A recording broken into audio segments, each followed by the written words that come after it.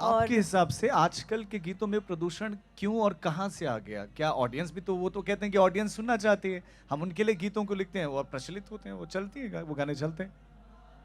बिल्कुल नहीं, मैं प्रदूषण नहीं करूँगी, कहूँगी बेसिकली हर तरह का एक दौर होता है। आज का जो समय है ये एक अलग तरह का दौर है, और ऐसा नहीं है कि इसमें भी अच्छा कंटेंट या अच्छी लिखाई बिल्कुल सुनाई नहीं दे रही, ऐसा नहीं है।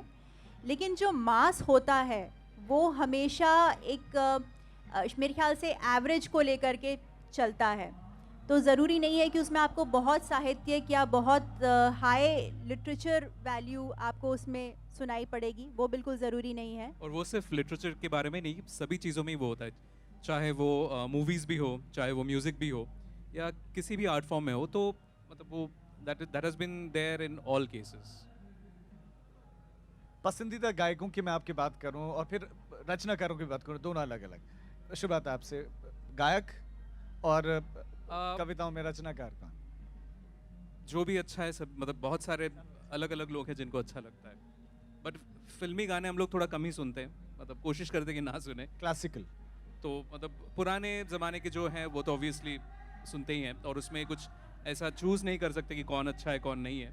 लेकिन प्रेजेंट दौर में आई थिंक हम लोग उतना फिल्मी गाना सुनते नहीं है कि चूज़ कर सके कुछ। अब मैं तो खैर आज़ाद हूँ, मुझे श्याम चौरासी घराना और किराना घराना बहुत पसंद है। आप रचनाकारों की और सिंगर्स की बात करूं, किसको सबसे ज़्यादा अलग अलग जॉनर में पसंद करती हैं?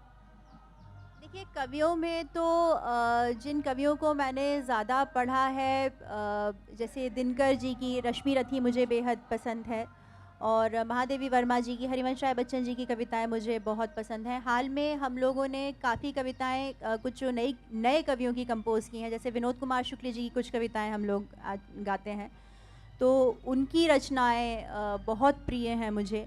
और अभी हम लोगों ने बाल साहित्य में भी कुछ कदम रखा है, और सुशील शुक्ल जी हैं जो एक तारा फाउंडेशन चलाते हैं भोपाल में। सुशील शुक्ल जी की कुछ कविताओं को हम लोगों ने गीतबद्ध किया है। तो अलग अलग विधाओं के कवियों की रचनाओं को हम लोग करने की कोशिश कर रहे हैं।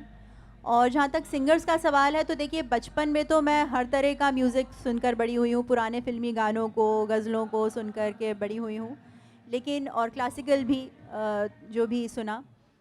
लेकिन अब कोशिश ये करते हैं कि अच्छे से अच्छा संगीत सुने, हर तरह का सुने, क्योंकि हम लोग कंपोज़र्स हैं, तो हर तरह का म्यूज़िक सुने, लेकिन अपना ओरिजिनल फिर कुछ करने की कोशिश करें।